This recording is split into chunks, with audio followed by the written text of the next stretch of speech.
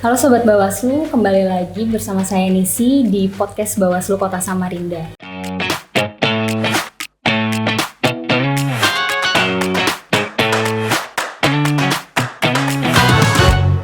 Hari ini sudah hadir bersama kita Kepala Sekretariat Bawaslu Kota Samarinda, Bapak Mahrus Irhamdi, Esos MSI, yang akan menjadi narasumber kita pada hari ini. Bagaimana kabarnya Pak hari ini? Alhamdulillah baik sekali Mbak.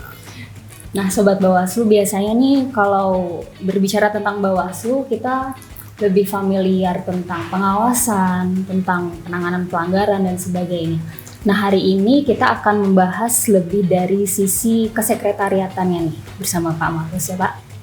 Nah Pak, untuk pertanyaan pertama nih langsung aja. Kalau dari sisi kesekretariatannya nih Pak, bagaimana sih pengalaman penyelenggaraan Pilkada tahun 2024 kemarin?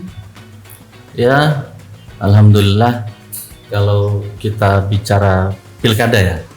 Untuk tahun ini tentunya agak beda dengan Pilkada yang tahun-tahun sebelumnya. Karena baru tahun ini itu dalam sejarah Republik Indonesia ini pemilu dengan pemilihan itu diadakan serentak dalam satu tahun yang sama. Otomatis kita juga memerlukan sekretariatan yang cukup kuat untuk dapat menangani kedua kegiatan selama satu tahun berbarengan ini Mbak. Kita ketahui sendiri bahwa kita selaku Bawaslu Kota Samarinda Sekretariatan ini pertama-tama kami terima kasih dan syukur alhamdulillah kegiatan pemilu dan pemilihan sudah berjalan dengan lancar Mbak. Kita ucapkan terima kasih kepada semua pihak yang mendukung, baik itu dari Pak Walinya, kemudian juga dari Kejaksaan melalui Gakumdunya, kemudian juga dari kepolisian, dari Gakumdunya maupun lewat teman-teman yang 24 jam menjaga di Sekretariat Bawaslu Kota Samarinda. Kita ucapkan terima kasih juga terhadap teman-teman TNI, kemudian juga teman-teman BIN dan seluruh instansi pusat yang juga mendukung sekali kegiatan pemilu dan pemilihan ini Mbak.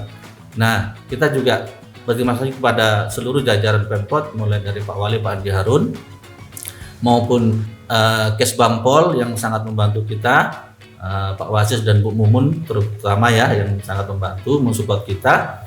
Kemudian juga BKD juga membantu sekali itu Pak. Kemudian juga dari Inspektorat Kota, kemudian juga dari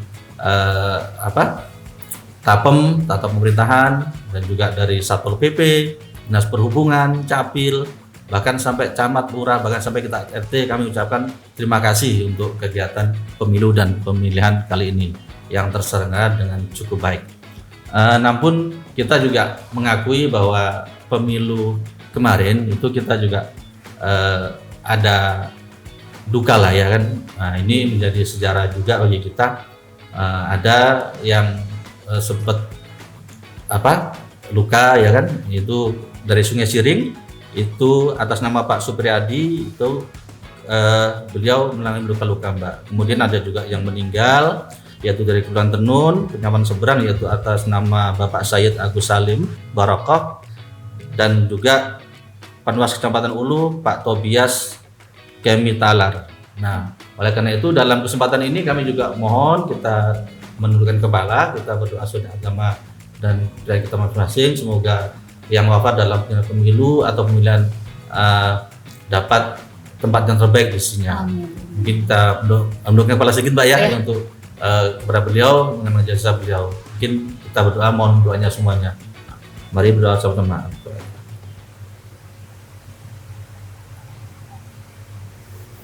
Ya, terima kasih.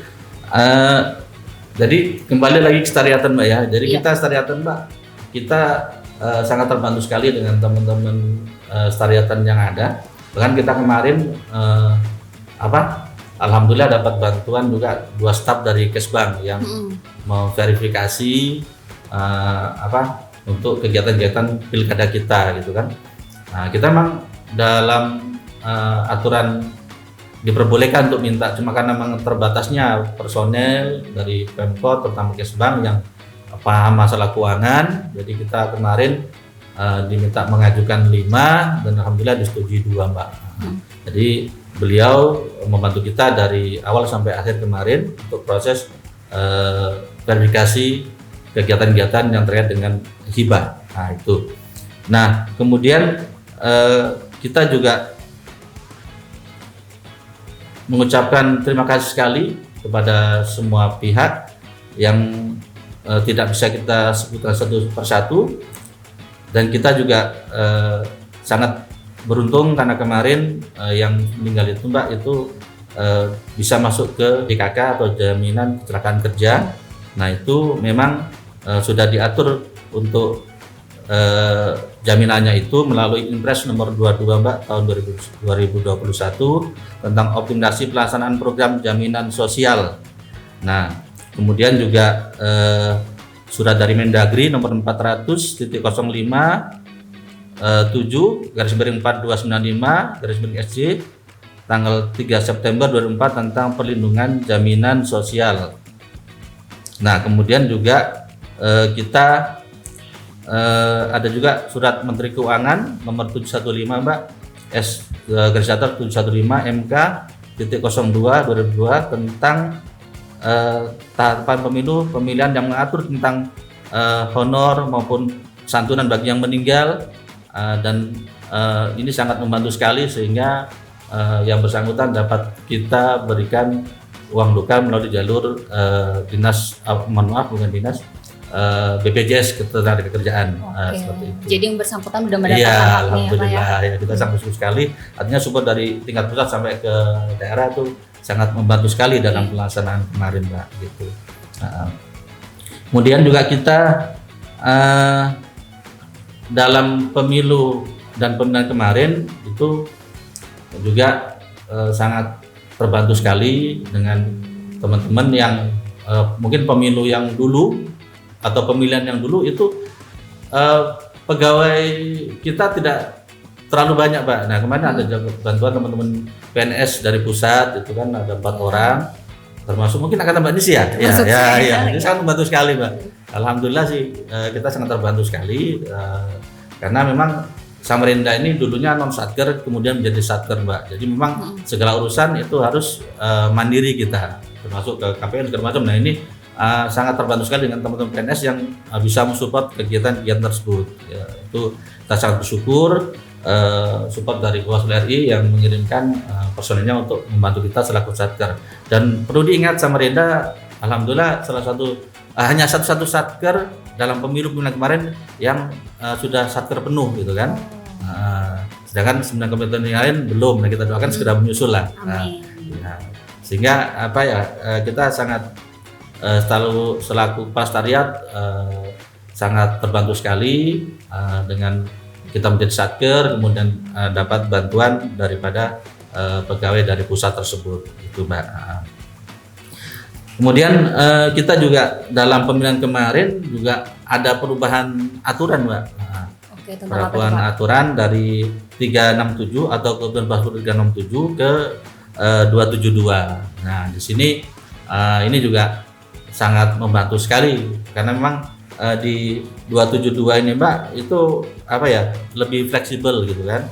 Ya kemarin untuk di aturan sebelumnya itu untuk revisi itu dibatasi cuma 4 kali. Sedangkan kita kan tidak tahu kendala di jalan karena sangat mobile sekali kegiatan pemilihan ini kan. Nah itu akhirnya di 272 ini ada diakomodir ya kan. Nah, ini terkait anggaran ini ya Pak? Iya, artinya harusnya dibatasi ya kan, sekian aja. Nah ini akhirnya sesuaikan dengan kebutuhan dan keperluan kita yang berapa untuk melakukan revisi tersebut, mengingat sangat mobile sekali kegiatan pemilihan tersebut Mbak ya. Kemudian juga ada sesuatu yang memang pada awalnya itu belum diatur, kemudian sudah diatur di 272 ini. Pada peraturan sebelumnya belum ada seperti penanda identitas untuk personil Gakumdu Mbak. Nah ini awalnya belum ada, kemudian di 272 ini kemudian dimunculkan, sehingga ketika teman-teman melakukan pemantauan jalan, teman-teman Gakumdu ini sudah memiliki identitas berupa ID card dan semacamnya, sehingga memudahkan untuk dapat melakukan kegiatan-kegiatan di lapangan seperti itu. Nah, kemudian juga penambah daya tahan tubuh. Nah, kita lihat kemarin di pemilu ada yang meninggal, ada yang luka. Nah, kita juga tetap memperjuangkan adanya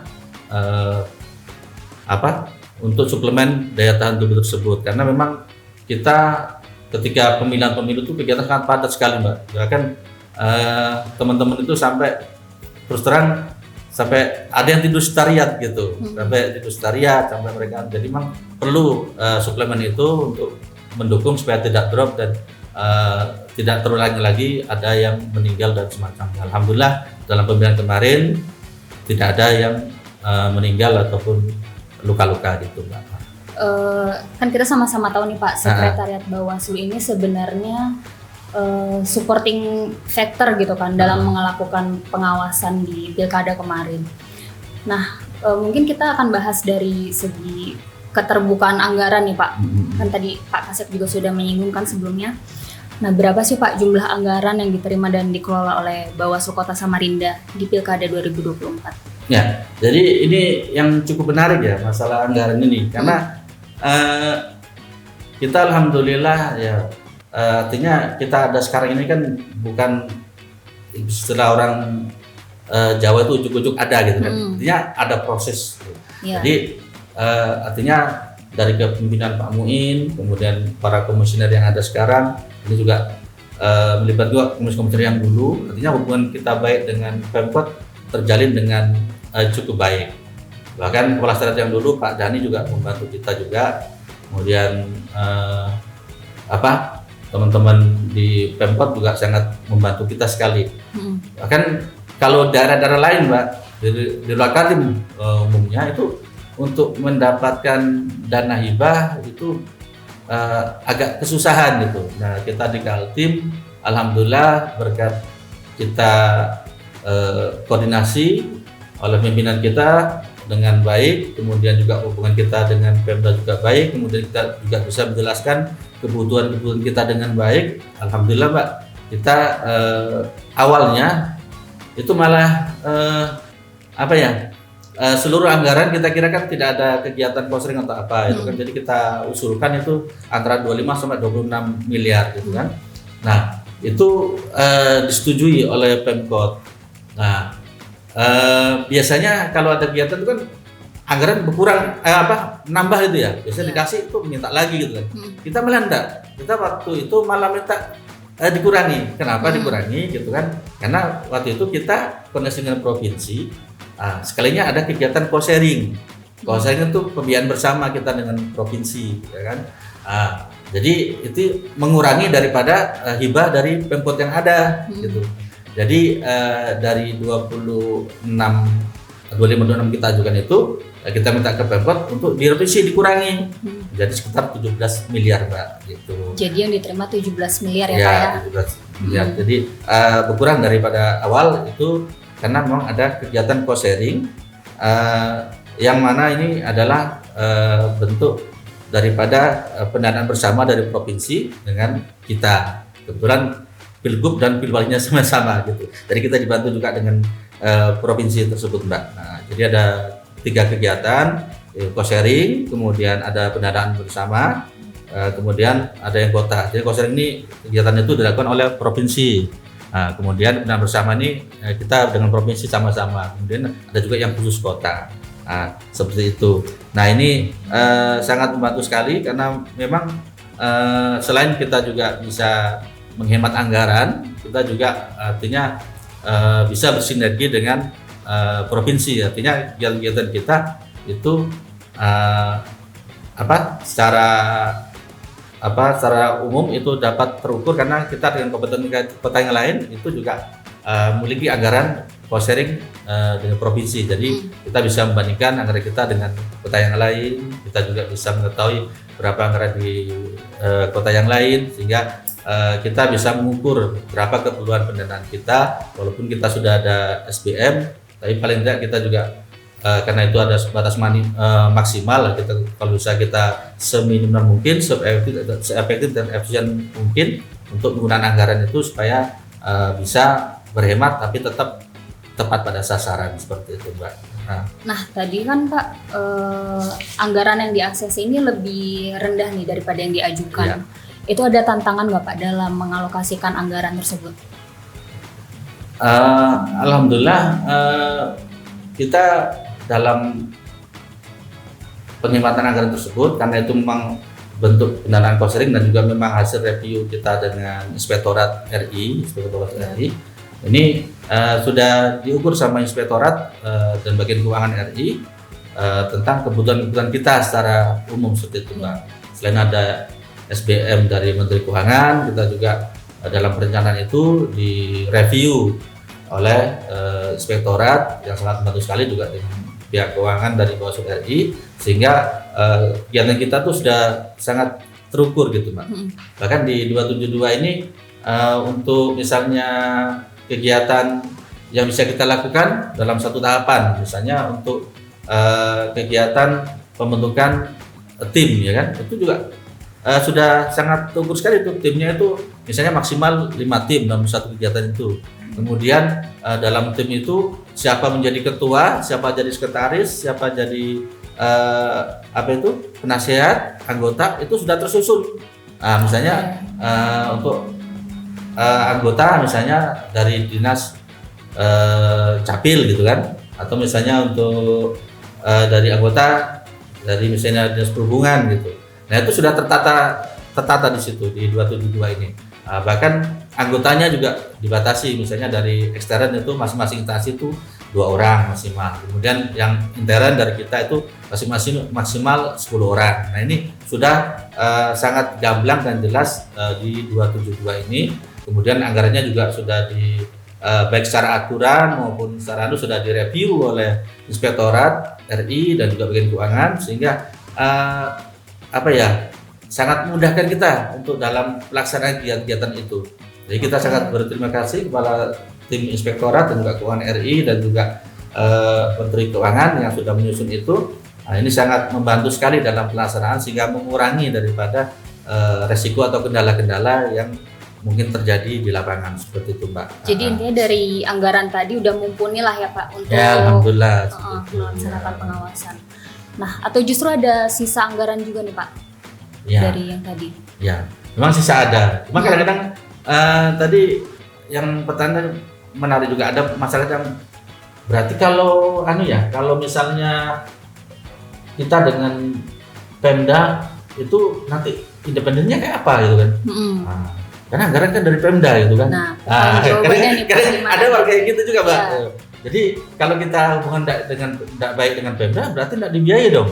Berarti kita harus, calonnya kalau dari Pemda kayak apa? Nah, kadang-kadang ada semacam itu, Mbak.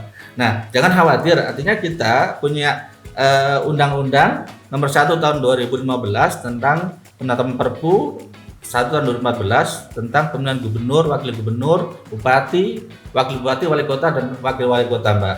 Yang di sini telah diubah dengan Undang-Undang Nomor 6 Tahun 2020 tentang Peraturan Pengganti Undang-Undang Nomor 2 Tahun 2020 tentang perubahan ketiga Undang-Undang 1 Tahun 2015 yang berbunyi pendanaan kegiatan pemilihan dibebankan pada APBD dan dapat didukung oleh APBN. Jadi tetap, Mbak, jadi jangan khawatir, artinya kita memang secara aturan itu ada payung hukumnya atau patronnya. Jadi jangan khawatir, artinya kredibilitas kita tetap terjaga, tidak tergadaikan, artinya tidak gara-gara kita dapat uang kita tidak, karena aturan itu sudah jelas, artinya siapa yang biayai, siapa itu sudah diatur oleh negara kita melalui undang-undang yang ada itu, Mbak. Jadi pertanggungjawaban anggaran ini sudah sesuai dengan peraturan yang ada ya Pak ya? Iya, dan jangan khawatir masyarakat tentang independensi Bawaslu, insya Allah akan terjaga. Kemudian kalau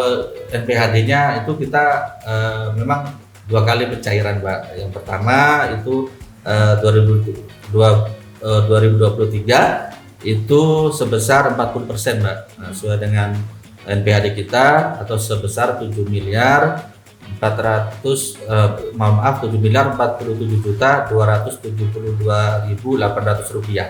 Itu pada tahun 2023. Kemudian yang kedua itu sekitar bulan Juli 2024 sebesar 60%, Mbak. Nah itu sebesar 10.570.909.200 rupiah. Totalnya 17.618.182.000 rupiah. Dan alhamdulillah kita dapat realisasikan sebesar 14 miliar Mbak, 14.733.233.182 rupiah.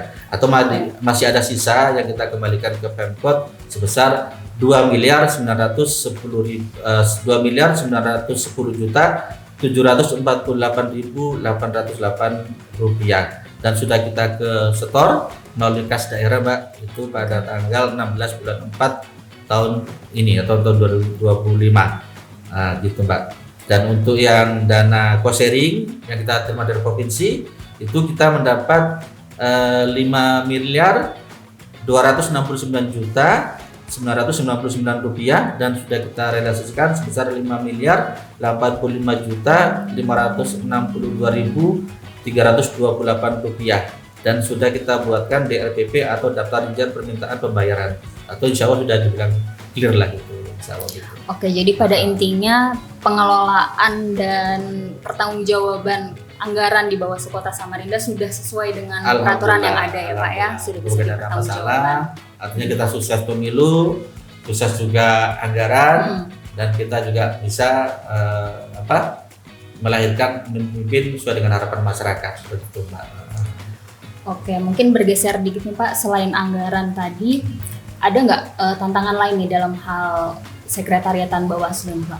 Iya, sebenarnya tantangan yang lain nih Pak, selain anggaran kita namanya satker ini Pak, kita harus mandiri, artinya kita masih kekurangan personil, jadi kami sangat berharap dari Bawaslu RI dapat membantu personil, terutama